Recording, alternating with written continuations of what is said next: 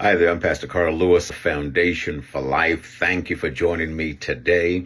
Today we're going to look at, take a few minutes to look at the power of humility. Now, as we do so, please, if this video is of any value to you, it's helpful, a blessing to you, please like, share it with your family, friends, and loved ones. That's how we get the message out to more people.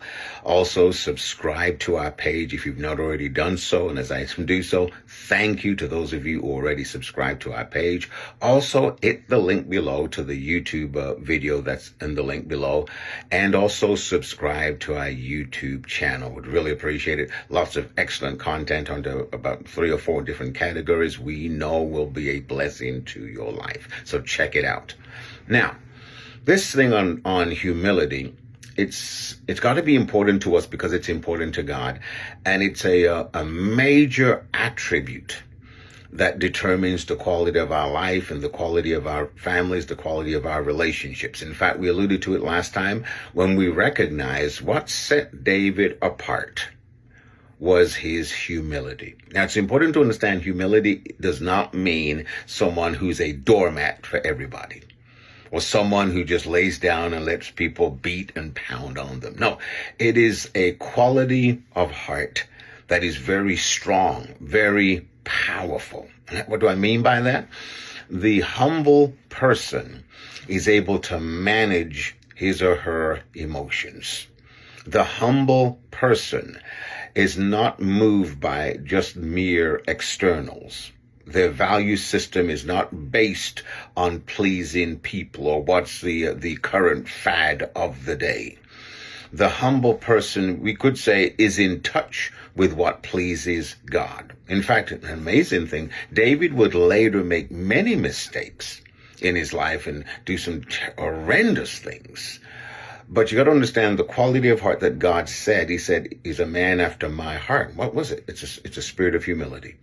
It was one of trust, one of faith, one of humility, one of being willing to take the low seat, one of faithfulness, of integrity. Now, that's a key thing, faithfulness. Now, I should allude to this.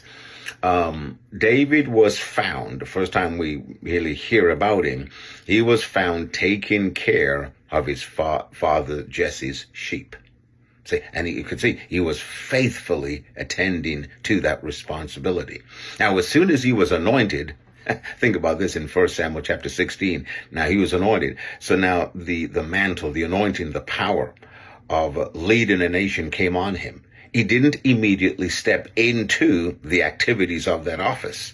You see him again, still serving his father's sheep, taking care of them. And also then Saul brought him into the palace. He would go back and forth.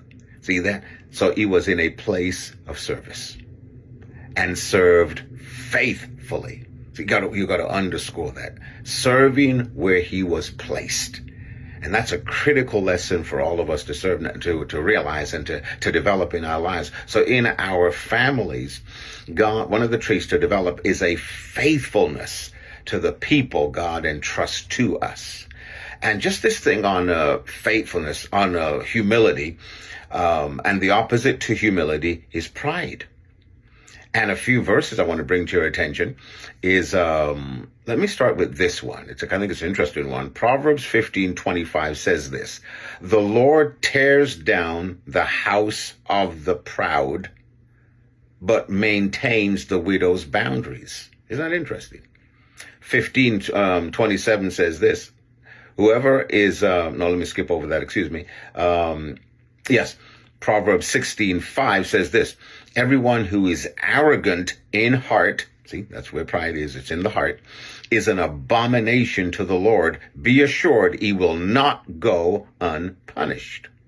Another one you might have heard before, Proverbs 16:18, "Pride goes before destruction, and a haughty spirit before a fall."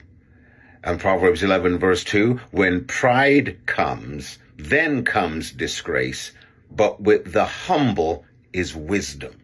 Very powerful. So we could say then pride is, pride and of course the opposite, humility. They're critical things when it comes to our relationship with God.